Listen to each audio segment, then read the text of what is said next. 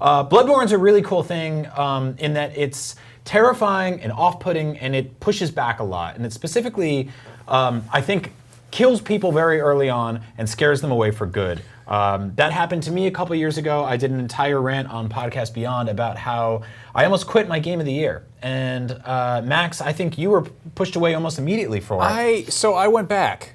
Like, I had a weird thing. It was watching Zeus's Games Done Quick run. Like, I don't know. I've been meaning to go back into that game because I played a little bit and I didn't get it. You know, like I got my ass kicked a few times and I kept playing and I was like, this is really gorgeous and I like the world and it feels good, but it's frustrating. Right. And I didn't stop to kind of like ask you like, what do I do next or whatever. I just kind of, I mean, we had other games to play. There's other stuff to do. Well, it's a punishing world, and then I would say that the audience around it isn't exactly nice when the two biggest words you hear are "get good." Yeah, and I mean, it sort of pushes people out the door, right? I think there's also more than one ways to get good too. That was a really more than one way to skin a cat. That was like a busted up driveway of a sentence there. But no, I had a recent thing. It's January. It's a crappy, gross time of year. It's the winter.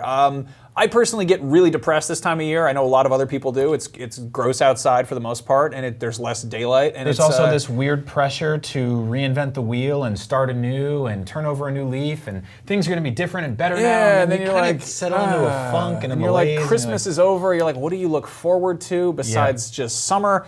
So I was in like a really foul mood like a few weekends ago, and I was just trying to find something that made me feel something. You know, I was in that kind of like those doldrums of just really being kind of both bored but also just down on everything. I watched Mother, the new Aronofsky movie, which is like brutal and horrifying, but also I was just like, it was fine. I rewatched End of Evangelion, which is one of the most just like harrowing, like just nightmarish things ever animated. And then the next day I was like, kind of rolled out of bed and I pulled up the Games Done Quick stream and I was watching Zeus playing and I was like, you know what, I'm gonna give Bloodborne another shot. And I jumped back into it and I think you texted me and gave me like a few pointers on like what to pick, what class to do, how to go about it, and like the thing about Bloodborne is it doesn't tell you how to play it. Mm-hmm. And it's very much, and I like that because it's very much like old video games where you have to talk to someone, you have to communicate with a friend about it. And you're like, oh, no, you can't level up unless you go and encounter the cleric beast. Yeah, like you have or you can find an item or something like that. Yeah, I always end up going to the cleric beast and dying. It's kind of buried, but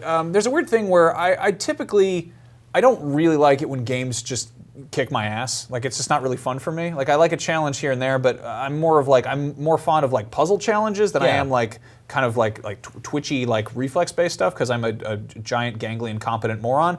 But in the case of Bloodborne, I was like, you know what? I'm gonna keep doing this. I'm gonna keep grinding. I'm gonna keep playing with it, and that is the most rewarding game. And it completely helped me just get through my funk. Like I'm, obviously still get down here and there. Yeah. And people talk about like using games to cope with depression or with anxiety or whatever. But in this case, it's funny because it interrupted how I was feeling.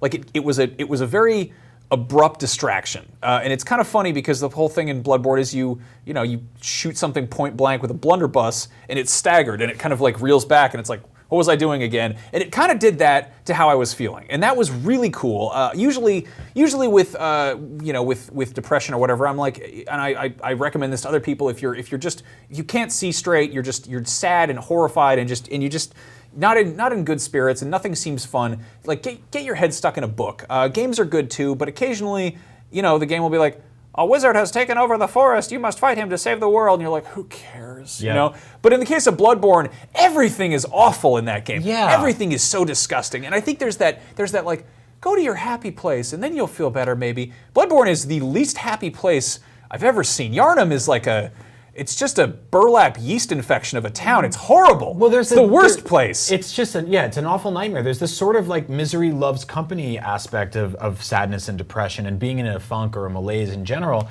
And that's that like people do nudge you to be like, go watch the Muppet movie, watch a Pixar film, like cheer up. Yeah. And you're like, no, maybe sometimes it's good to be a tourist in a world that's worse than yours. No, it's like that logic of like going in the pool or the hot tub. Like if the pool is too cold and the hot tub's too hot, you get this Goldilocks effect where if you get into one and you get used to it, then you get in the other and it's like, whoa! In the case of Bloodborne, it's like if I'm feeling miserable and I look outside and it's cloudy and rainy and overcast and I'm like, I don't want to go outside. It's crappy outside.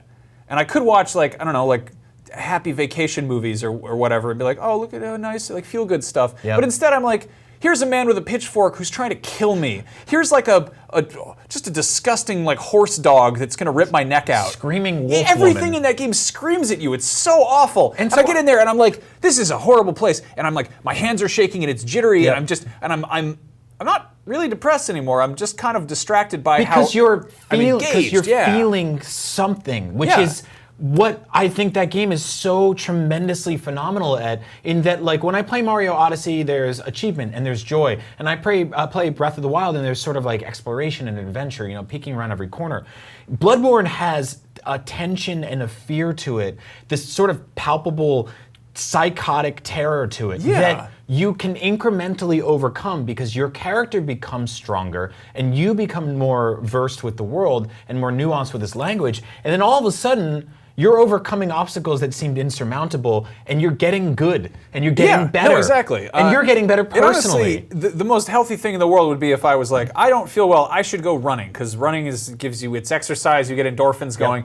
But I didn't feel like going outside, so I went to Yarnum, the worst place. And suddenly, looking outside and it's rainy and gray, it looks downright upbeat compared to that like awful street full of pitchfork men and that one guy with the first street with 20 dudes. Yeah, that guy who looks like Animal, who's got like the piece of a board. He's like he's the last dude you always kill. But I played the game and I got hooked. It got its hooked into me. And they're all suddenly, negging you too. They're like, I found beast. And away! And then there's those guys where you kill them and they're like, oh, I found beast. Yeah, it's so good. I mean, it was a wonderful experience, and I just, I think that the effects of using games or escapism to cope with mental illness, you know, everything in moderation, including moderation. Yeah. But if you're having one of those awful wintry days and you need to get out of something, maybe don't play like a pretty video game. Play the ugliest, nastiest video game, and suddenly everything else seems like a beautiful sunshine, nice day compared to just that awful dog.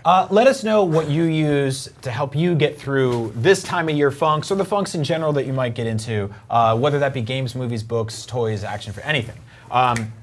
Max, first of all, I'm glad you're doing a little bit better. Second of all, selfishly, I'm incredibly excited that I get to talk to my best friend about one of my favorite video games, because it's like really cool that we're texting each other and I'm like, did you get up to the wolf woman yet? And you're like, no, I fought the horse skeleton. It's so great. Something purple made me go into the sky and explode for no reason. The other day, before work, I killed 2 Bloodborne bosses and went to the gym and came back and had steak and eggs. And I was telling you, I got to work and I was like, I feel like I can catch bullets in my teeth today. Oh, hey there. Thanks for watching our video about how Bloodborne helped cure our depression. I'll let you know if that actually worked, but it helped a little bit. Bloodborne's really awesome, so we also did a video about Bloodborne plushies, which are adorable and huggable, and you'll love them and they'll make you feel better. Speaking of feeling better, I like to feel better by playing one whole Animal Crossing hour on Nintendo GameCube, which I did right here. Take a look, check it out, and watch more Up at Noon every week on Up at Noon, the Up at Noon of Up at Noon.